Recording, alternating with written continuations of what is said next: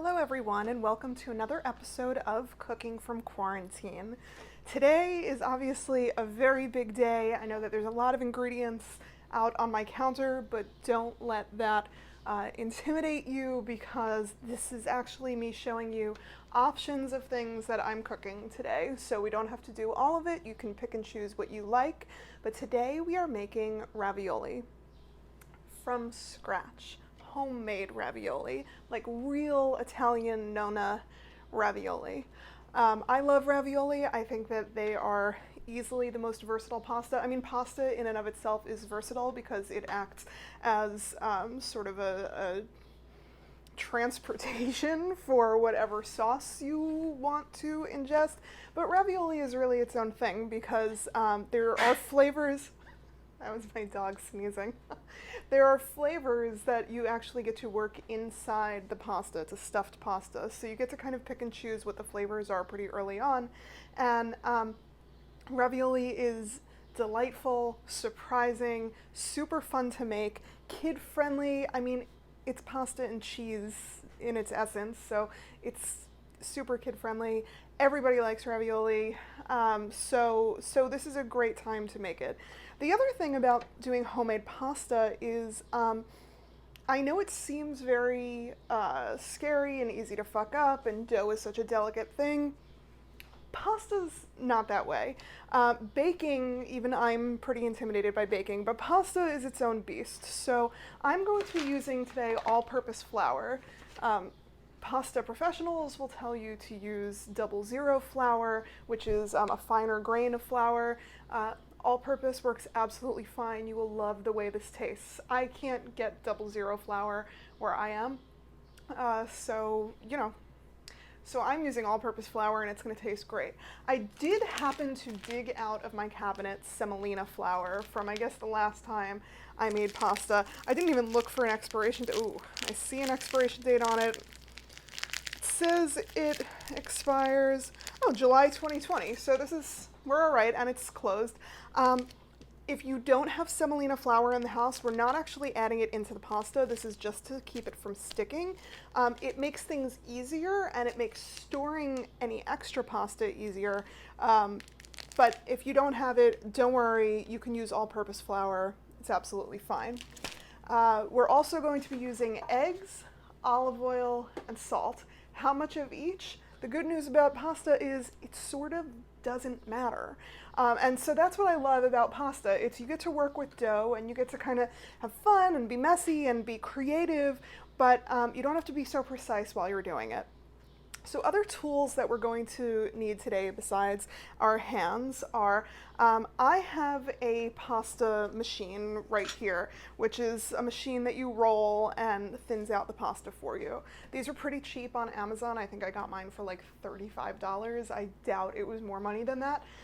Because I figured if I bought a really expensive one, then I would be like, I should really make more pasta, which is like not a thing you want to have to tell yourself. But so I got a cheap version. It works great. There are attachments for if you have a standing KitchenAid mixer, there's a pasta attachment for that.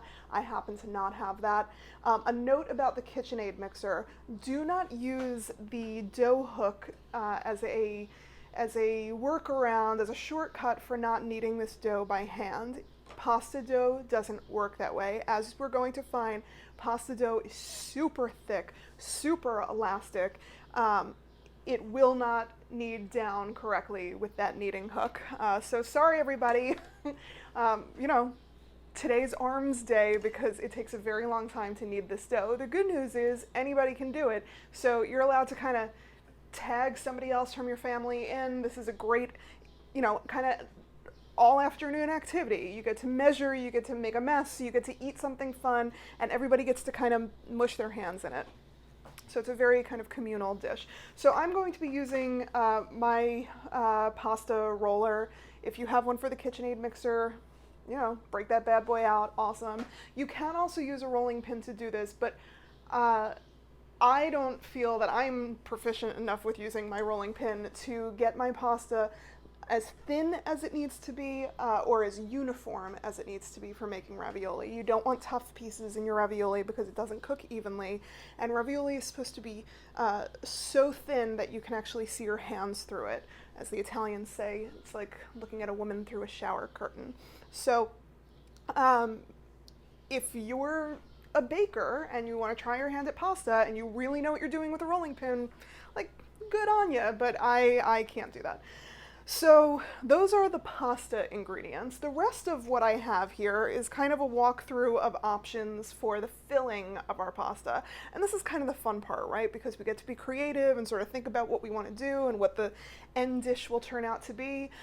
Just so you know, I've probably only made pasta like 3 or 4 times in my life.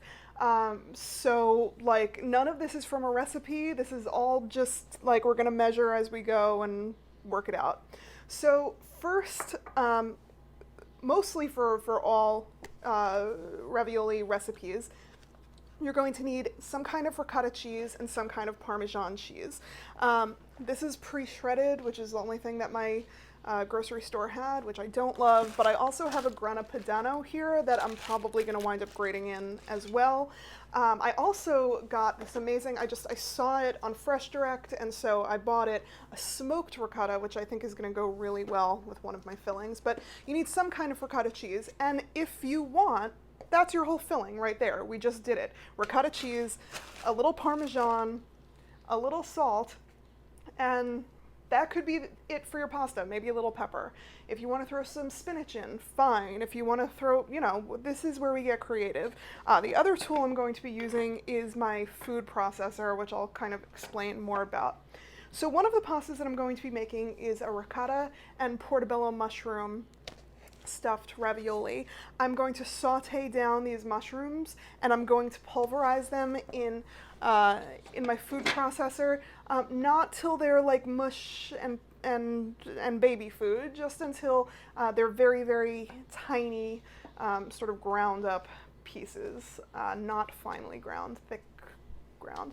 I was going to do this in a pesto sauce, and as I set up to film all of this, I kept thinking about it, and I do like pesto, but mushroom is such a delicate flavor.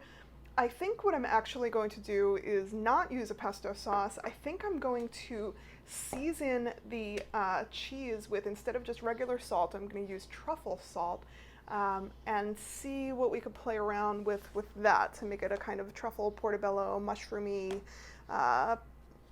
ravioli, fungi masterpiece. So that's one filling that I'm going to be working with. The other filling is kind of a play on a pasta dish that I like to make for big gatherings, big parties. I made it remember gatherings and parties, how we used to do things like that? Okay, so usually I make, it's like a penne pasta with sauteed butternut squash, smoked mozzarella cheese, and toasted hazelnuts with some sage in it. Really good, super great fall dish. So when I saw this smoked ricotta, it sort of got me thinking in that direction, and I bought butternut squash, which I'll be sauteing until it's soft, and then chopping, again, not too fine, in my food processor. And I'm going to add to the sauce, I'm going to use kind of butter as the sauce, like a brown butter. Here's sage, and I have some chopped pecans, which I think I'm going to toast up and throw in there as well. And so this will be like our lovely little autumnal ravioli. And then I'm going to be a little ambitious. I don't know how well this is going to work out, but we're going to learn together. I have all of this ground meat in the house. I made tacos for lunch today, and so that was some ground meat. I'm not showing you how I did that because, not that I'm embarrassed by this, I'll say what I did, but it's not worth filming, which is that I opened up taco seasoning. I poured it on the ground beef once it was sauteed. That was the whole experience. So, again, I'm not averse to quickie ways of doing things, but I think what I'm going to do for this one is I'm going to saute up the ground beef with just a little bit of shredded onion. And again, we're only using little amounts of these things because we're also stuffing it with cheese. We don't want to overstuff the pasta. And like, how much fucking pasta can you eat in an evening? Which is like, challenge accepted, but also, like there's only so much we can do. And I think that the meat and cheese ravioli will go really well with just regular jarred tomato sauce. Sometimes I make my own tomato sauce, and that's super fun and actually doesn't take terribly long, but this is going to take me a while. I use Rayo's. This is tomato basil, but I use all of their products. They're all great. They have a little restaurant all the way uptown in Manhattan, which is impossible to get a seat at, although now I guess it's empty. But, you know, you have to like know someone who has a reserved spot, who knows the owner. It's like very inside. Okay, so that's going to be our kind of meaty one, but again, get creative. Things that you can put in your ravioli are spinach, prosciutto. Get really weird. Why not do, like, prosciutto and melon is so good together. I would even make a sweeter version of ravioli, which is sort of in this vein of the butternut squash, etc. I'm also going to add a touch of nutmeg to this. I'll show you. So that's where we are. So the good thing about ravioli is that, and all pasta actually, is that the dough is going to need a half hour at least to rest at room temperature before you can work with it and flatten it and cook it. So actually we have plenty of time. I mean, 30 minutes isn't plenty of time, but like, we'll make it work, and we have at least 30 minutes to kind of concoct whatever fillings we're going to be using. So pasta also freezes great. Fresh pasta, yes, freezes great. So if you make ravioli today, so the dough should be rolled out and used the same day that you make it. But if you want to fill your raviolis, put them in Ziploc bags, press all the air out, and throw them in the freezer, you'll have fresh ravioli like sitting ready and waiting for you, which is like pretty amazing. So if you have a lot left over, like good, you don't have to do this whole thing again the next time you want fresh pasta. So it freezes great. You know, some versions of it, ones that have ground beef in it, don't keep as long as ones that do not. So so just go by, you know, the ingredients that you're using and how long they typically freeze for. Other things that I'm going to be using today, I have a spider spoon. Any slotted spoon will do. I happen to like using this. I'm going to use a pizza cutter to cut my pasta with just because it's quick and easy and it rolls really nicely, and like I get a kick out of using it. Any sharp, very sharp knife will do. This is an attachment to my pasta roller that kind of like sticks on it, and it acts as like a little sort of lounge chair for the pasta to come out on. I'm not going to use it that way. I'm going to be using it as like a scraper as we work. So we're kind of like repurposing things. If you don't have a scraper, don't worry about it. If you have a metal spatula, use that. You can also just use your hands. People do that, but that's messier, so just beware.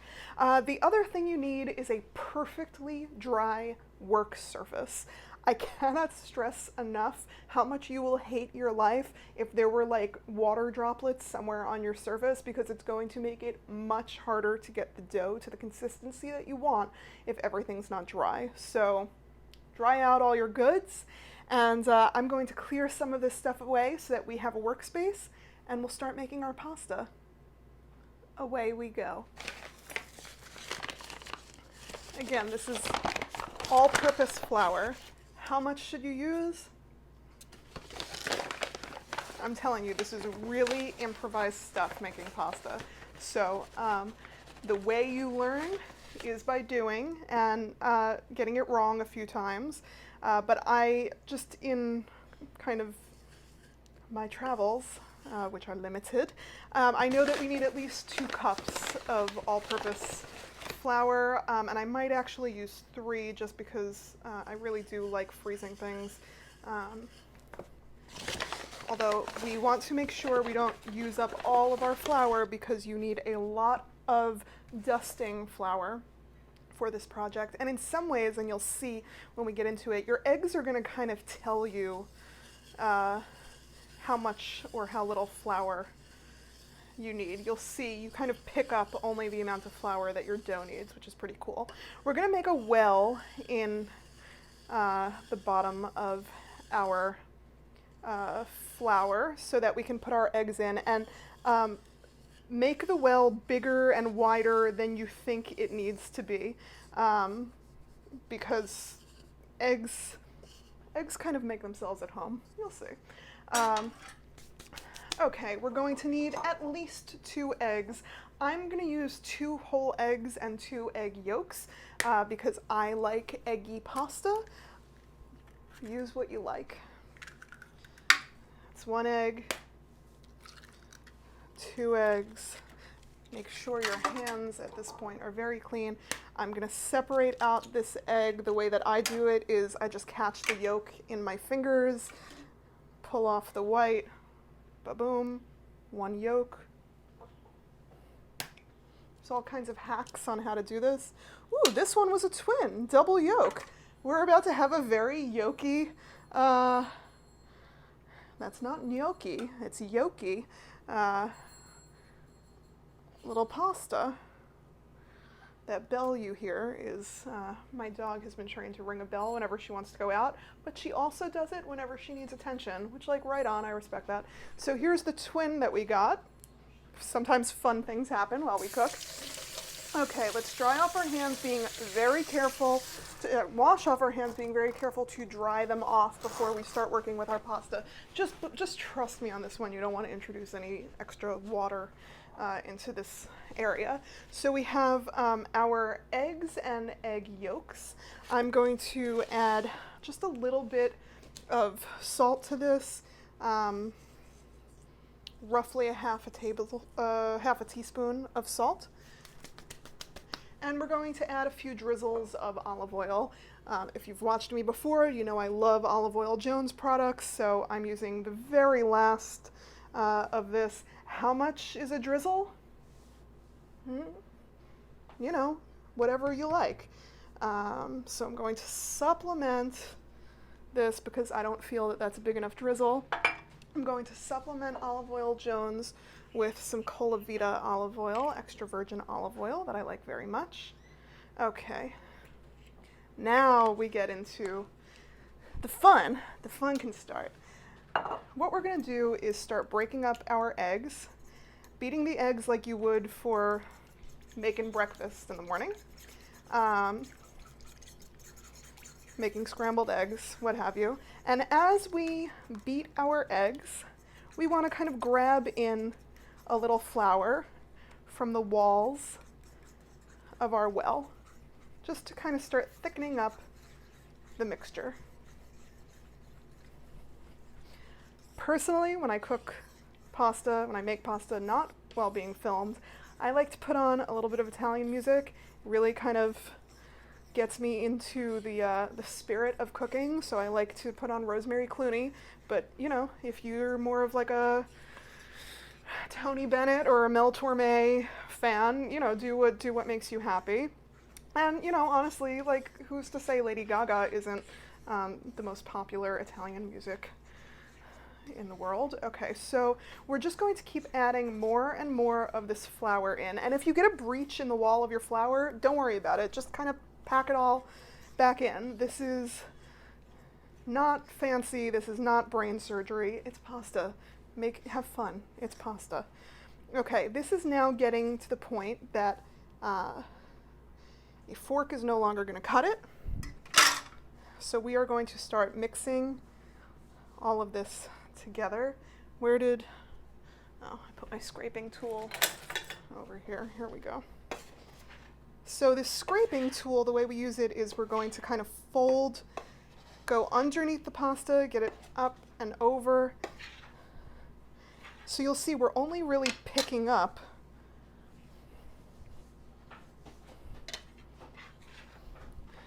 whatever sticks in with the egg. So there might be a lot of flour left over on our surface by the time we have a real dough ball going, but that's okay, that's fine. It's telling us how much it needs, which I know sounds kind of nutty, but it's how you make pasta dough, what can I tell you? So, okay.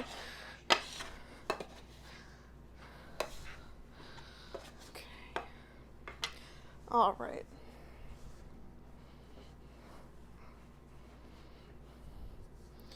So what we want is, let me scrape the rest of this, to really see our dough start to come together in a ball. I just got a bunch of flour on me. It's absolutely fine. This is a messy kind of dish. I suppose a black shirt wasn't ideal for this, but what am I going to do? Wear white and then like get red tomato sauce on it? So, you know, you're damned if you do, you're damned if you don't. No good deed goes unpunished, and that's especially true when it comes to laundry. So, okay, we are now at the stage where this dough is like kind of flaky, which dough is, pasta dough anyway, is not supposed to be. And this is where the kneading comes in. And pasta dough is very different from bread dough when it comes to the kneading that you do. Because with bread dough, the idea is that you're ripping it apart, not ripping it apart, but really pulling it and pushing it and really manipulating it. Pasta dough is much tougher than that. It's not going to perform that way, and it's not going to fully wrap around itself the way that you're going to get bread dough to do it. So pasta dough is much smaller movements when it comes to kneading, and the kneading process is going to take easily 10 full minutes to do, which doesn't sound like a lot of time. Your arms will think that it is a lot of time. I'm going to knead this on film until the dough starts to become the texture that you want to start seeing. All of this needs to come together a little. If it just won't come together after plenty of kneading, then you can start introducing sort of wetter elements into the dough, but we're not there yet. We're still trying to see just what happens with our dough.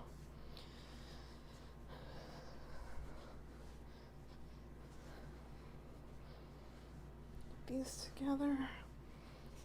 Like, I might add just a little bit of olive oil if I don't see, because this is very crumbly. If I don't see some change soon, you add in things slowly until it becomes what you want and what you're looking for. Yeah, I think this is just a little on the crumbly side, but you do have to be patient with pasta dough, so I'm gonna let it go like another minute and see sort of where we net out. I love the smell of dough.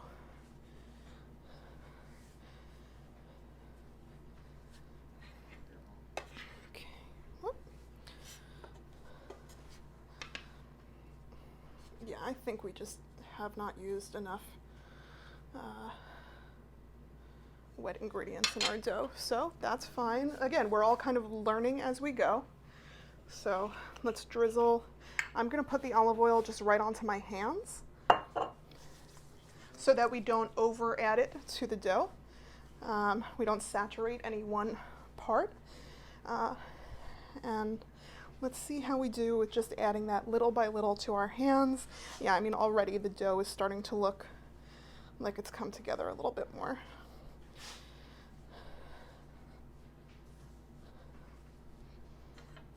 Okay. Let's add a little bit more.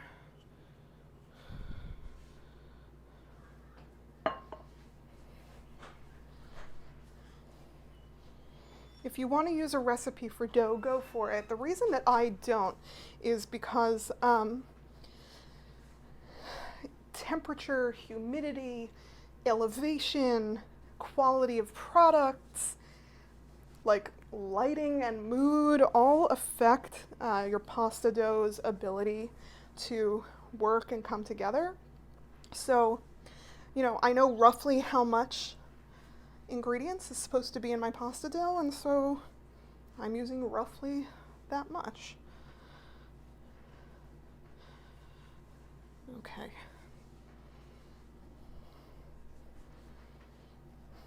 This is still super crumbly. I'm gonna add more olive oil. Again, just coat my paws with it. Keep working the dough.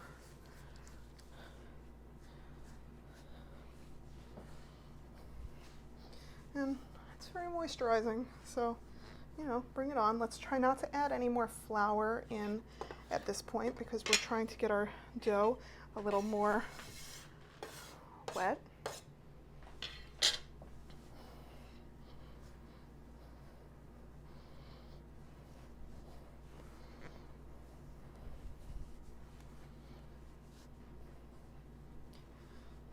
Starting to come together a little more. I told you this takes a lot of time. Okay, is it? I keep breaking it up.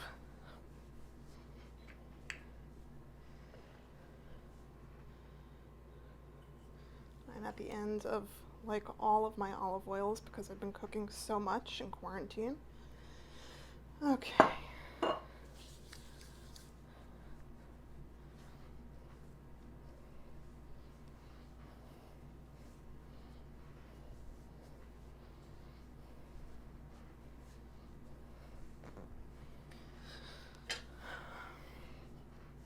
I don't want to add water to it because I don't feel that water adds anything to the flavor of the pasta, and olive oil really does.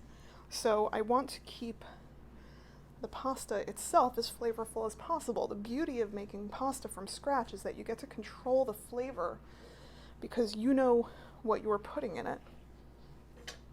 But my pasta is simply not coming together, so I think I might actually need one more egg yolk, which, again, pasta is very sensitive to the elements, so, you know, maybe some of the yolks were smaller, even though we got that twin, who knows.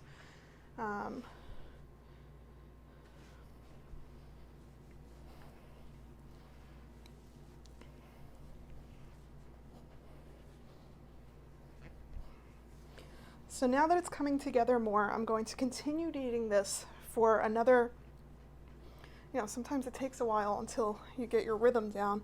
I think I'm going to wind up kneading this for another 10 minutes. So I will keep on keeping on and trying not to breathe like Tony Soprano while I do it, although that is very Italian. And I will keep you posted on how much time it actually took to get to the texture that we like when we come back. Okay, pasta people, it has been 10 long minutes of kneading. Our dough is smooth and there's no grainy bits. It's tough, it's elastic, it's soft to the touch, like feels really good, almost like leather, like really good leather feels. It did take 10 full minutes of kneading. It also took 1 tablespoon of water to bring all of this together. So you gotta do what you gotta do. I didn't want to bring water into the equation, but my dough wasn't gonna come together without it. And now we have a beautiful, still very eggy dough. So we're going to take our saran wrap, or as we call it in my house, Susan saran wrap, and really cover the dough, like really, really. Please don't let any extra air get to your dough. See, this is why I'm not allowed to use saran wrap without any supervision, because I make a mess, but at least I'm thorough. Okay, so we're going to leave our dough out at room temperature for at least 30 minutes. And in that time, we are going to work on our fillings.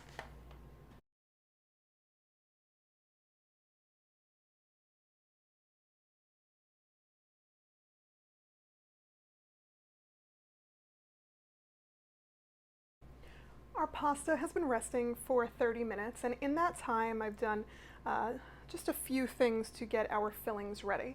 The first is I sauteed a bunch of mushrooms, roughly 4 ounces, which is half a pint of sliced portobello mushrooms, just in about a tablespoon of butter.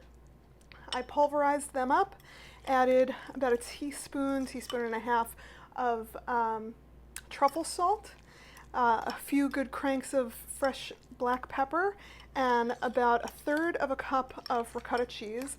Mixed it all together, and now that filling is sitting ready and awaiting for us. The next filling is our butternut squash. which I sauteed, again, only in a little bit of butter, nothing else, because we're going to be seasoning it here. We're going to take a little pinch of nutmeg, and remember, we're using our special ricotta for this dish, which is our smoked. That smells great. Our smoked ricotta.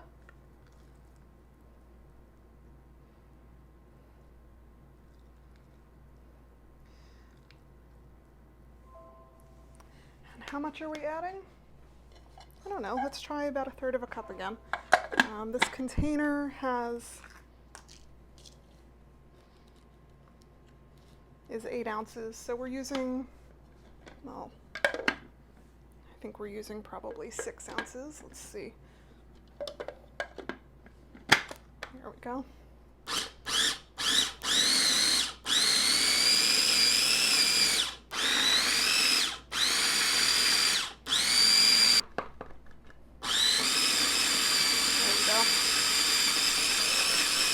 Okay, let's give this a taste. Wow, that is really good. Super creamy. The smokiness is so nice against the butternut squash. I'm actually not going to salt that at all because I want the smokiness to stay nice and smoky and not get like a bacony flavor to it. Where did our bowl go? Oh. Put it back in the sink. It's fine. Okay, let's empty this out. And that little pinch of nutmeg adds that something special that makes everybody go, "What's in this?" Like, it's nutmeg. They go, "Oh, I love nutmeg."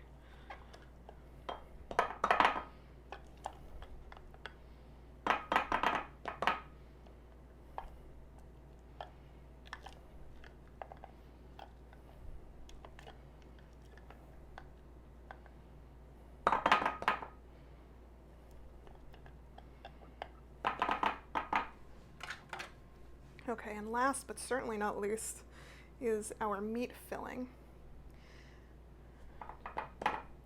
The meat I sauteed, no butter, no oil, because I wanted to keep it dry because we're adding it to cheese. And in fact, I took it out of the pan and put it right into a little colander so that all the grease could come out of it. See, this is just the fat that was in the meat. So all of that has drained out, so now this is pretty dry. I shredded like not even 1/4 of an onion into it, put a pinch of garlic powder in, and a pinch of oregano in. That's what's in there. I don't want to use my smoked stuff for that. I'd like to use this. Let's get another bowl out, one that isn't full of meat fat. Okay, take your meat, add it to your new bowl. We don't even need the food processor for this because meat is pretty crumbly on its own. We're just going to break it up with a fork. Let's get a clean fork out.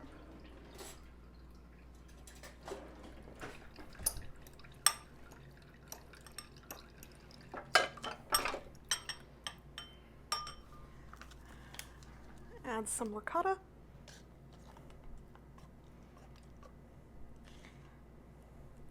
And I didn't salt the meat when it was on the stove because I wanted to be able to salt it here and really control it. Again, you can really add whatever you'd like. If you wanted to use ground up chicken, that would work. Anything you like.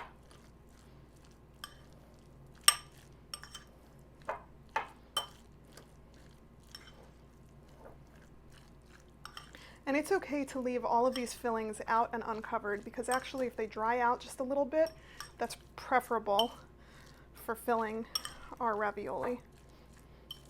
Okay, let's give our meat filling a taste, see if it needs anything. Salt. And pepper, actually.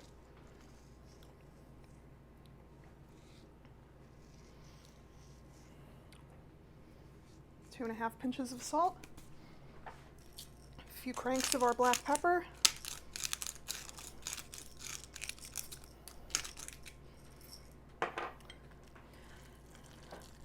Give it another smush around.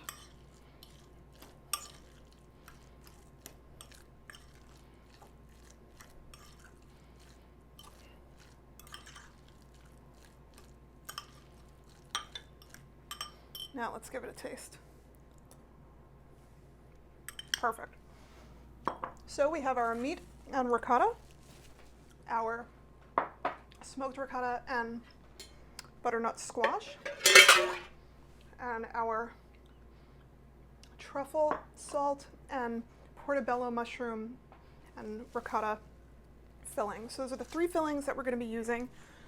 We haven't added our Parmesan or Grana Padano yet because I'll do that just kind of right before I fill the pastas. When we give these like one last stir, that's when I'll do that. If I could find the Grana Padano, here it is. You do want to have all of your ingredients out because I don't know if you're like me, I'll forget to use an ingredient if it's not out. So I always start with everything out, then I sort of try to put things away as I go. So our next step is to finally roll out our dough. This is the exciting part because we really get to see all of our hard work come to fruition. So I'm going to clean off this surface so that I have a nice clean place to work, and I'll show you how we roll out our dough. The first step in preparing our dough is to take some of our leftover flour and get our work surface nice and dusted. Then we're going to unwrap our dough and keep some of the wrap because you'll see we're going to be working in batches and we don't want to dry out the dough because if you're going to dry out the dough, like, might as well have used dry pasta, right? We're going to take our dough, which has rested and is now nice and malleable. I'm going to cut it into, let's cut it into quarters.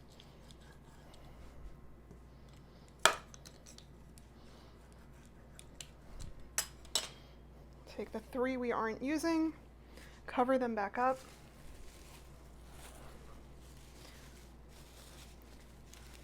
Try to get the air out as best you can.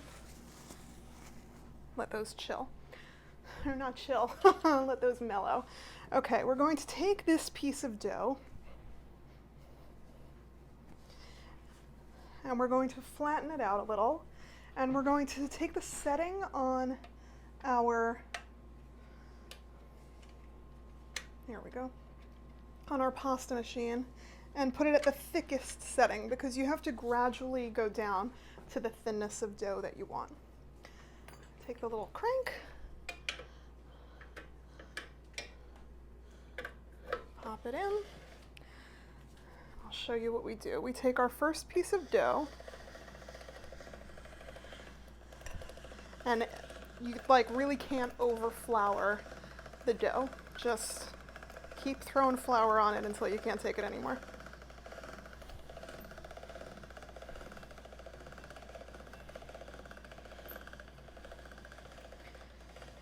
Okay, now this dough is, we're going to go thirds.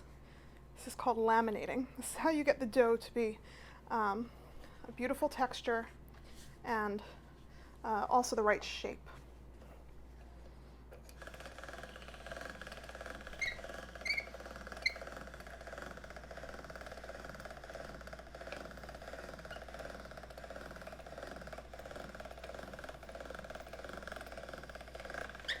Beautiful. So that was setting number 8. Let's take it down to number 7 or so. See how we do on 7.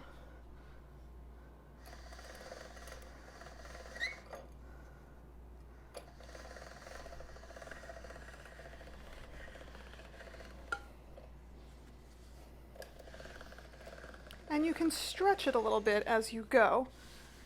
Part of the reason why you let the dough rest is so that it doesn't snap back into place as soon as you stretch it out. You want it to stay stretched out. So I like to put it through, every number that I use, I like to put it through twice, just so that I know I'm getting an even consistency. And this is when it's starting to get long, see? Okay, that was 7. Oh, that, why does it say 5? Okay. My dial sometimes sticks.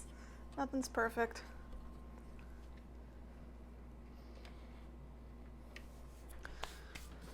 There we go. It's because my hands are all floury. I can't get a grip. I mean, I can't get on a grip on much these days, but at the very least, I want a grip on this. Okay, that's now at number 3.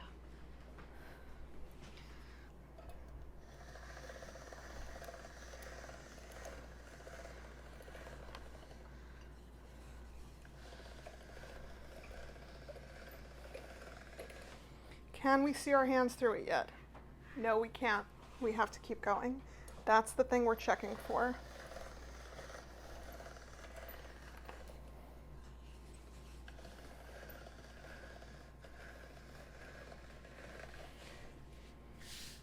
It's really getting beautiful though. Okay, now we're down to number 1.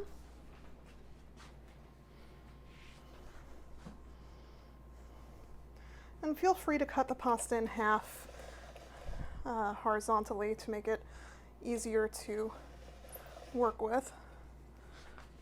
I kind of like having the long pieces. Uh-oh, got a little lump of flour.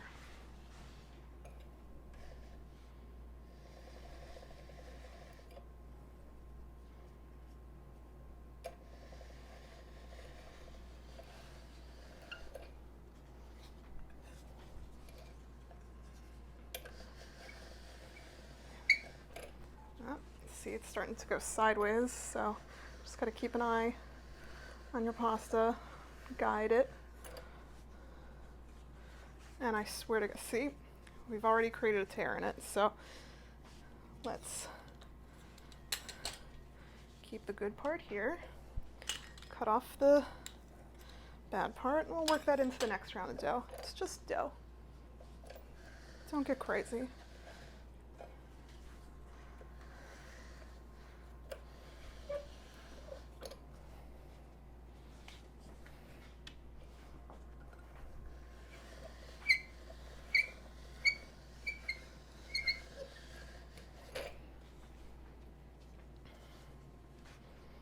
This, you can see the shadow of your fingers behind. And this is our number 1 setting. Let's get the real skinny pieces out of here so that we're working with uniform sizes. Put it through one more time.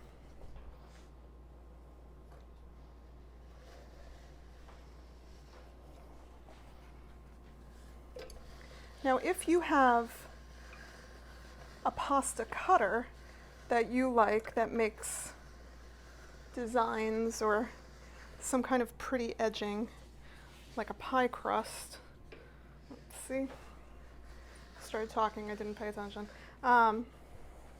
You can use that to cut the pasta, and that would be lovely too. Did I?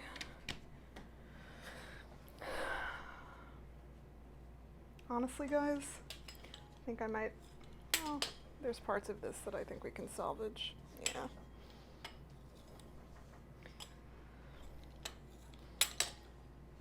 Like I said, this is a learn as you go kind of event.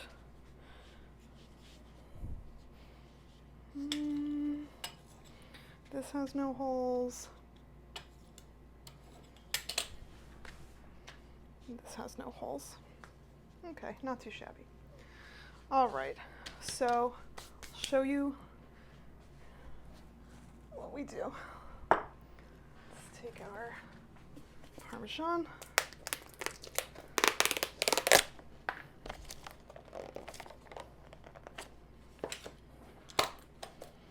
Does this work? Always improvising, right? Add a little of this Parmesan cheese to our mixture. Give it one last mix.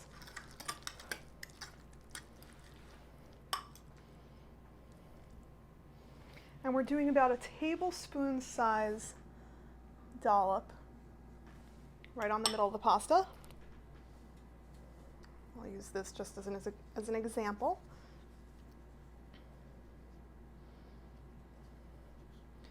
You're going to want to squeeze out any air if you can. If you can, don't be a hero. And you could either use your fingers to make little indents, or if you want to take a clean spoon, make little kind of designs like this. And again, if you do have a pasta cutter that makes designs, whip that bad boy out. What are you waiting for? It's Corona time. Okay, now let's kind of cut the little tails off of this.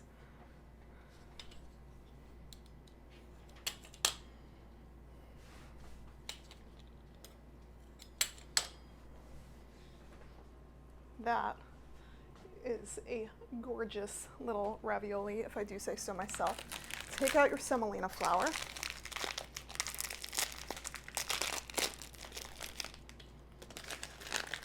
Toss some on your work surface.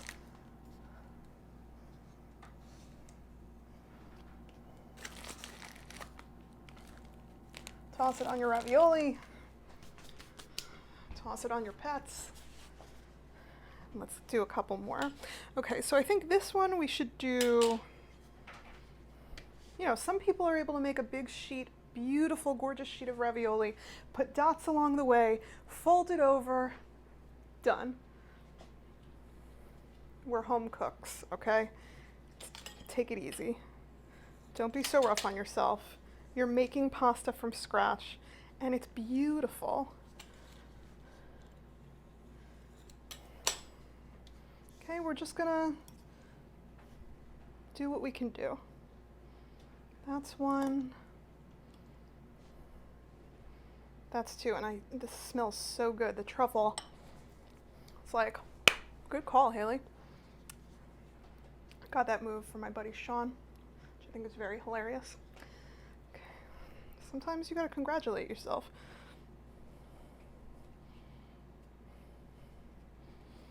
Okay.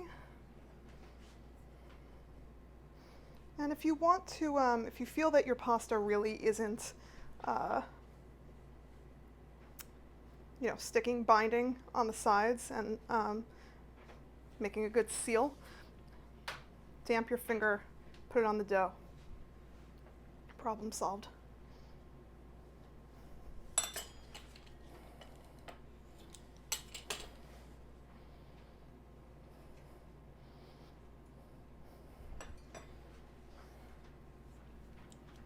A little more semolina.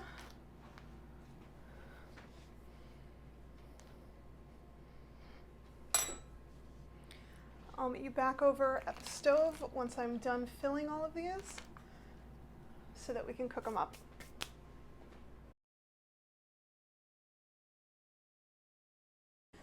We have our 3 different kinds of ravioli ready to go. I'm going to cook them in batches so that we don't confuse which ones are which. We have very, very boiling water. The hotter the better. And we're going to salt our water pretty liberally. Fresh pasta, you really need to season the water very well. Okay, we're gonna have our spider ready to go. We're going to have a plate ready to put everything on. Grab a plate. Okay, and I think we will start with our mushroom ravioli. We don't want to really crowd it too much, but let's drop in a few at a time. Now, fresh pasta cooks incredibly quickly. I'm talking like a minute or two. So we gotta kind of get in and get out.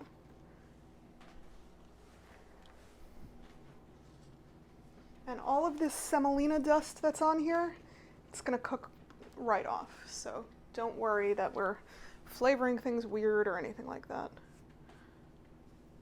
The other good thing about ravioli is you know that they're done when they start floating at the top. So we'll be able to grab the pieces that went in, 30 seconds prior to the others.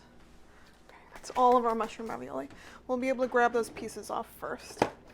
Give a gentle stir, very gentle stir,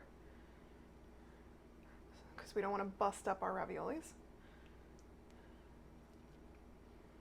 And the reason that you salt the water so much is because since fresh pasta only cooks for 1.5 to 2 minutes, it doesn't really have a lot of time to absorb the salt like when you cook pasta usually. So okay, I'll show you what's going on in our pot. This pasta is almost cooked. The first batch in cools off the water, so we're just trying to let it come back to a little bit of a boil.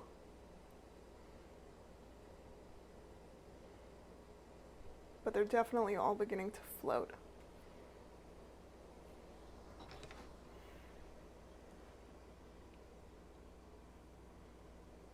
When you take them out of the water, if you're not putting them directly into like a saute pan that has a sauce going, you just want to drizzle them with some olive oil so that they don't stick to each other.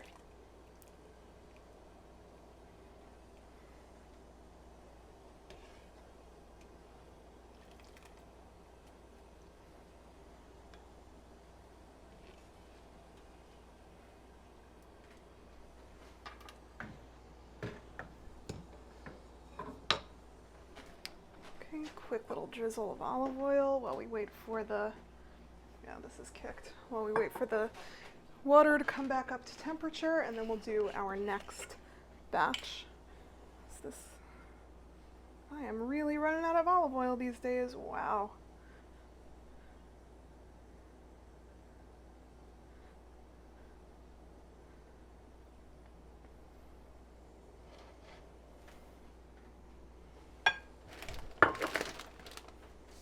Okay, I'm going to finish cooking the rest of these off, and I'll meet you back at the counter when we do our little taste test. At long last, we have our 3 pastas completed.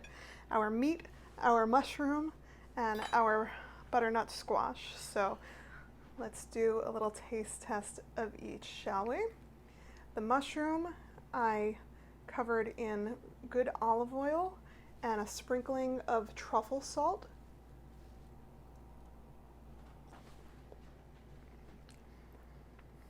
That's pretty fucking incredible.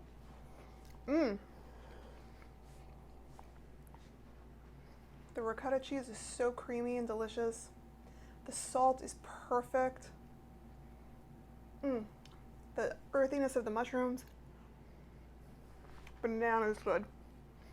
Let's try our butternut squash with our smoked ricotta. I sprinkled some olive oil, toasted pecans, and I wound up not using the sage. I just wanted it as decoration on the plate. Here's the inside. A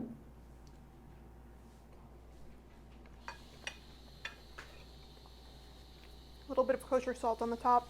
The sweetness of the butternut squash and the smokiness of the ricotta combined with that really good deep nuttiness of the pecans. That's delightful. That's a sweeter one. Perfect for fall, Thanksgiving. And now we have our meat ravioli, which I covered in Rayo's tomato basil marinara sauce. That's the inside. Whoop! Well, it's a good thing our hands are clean.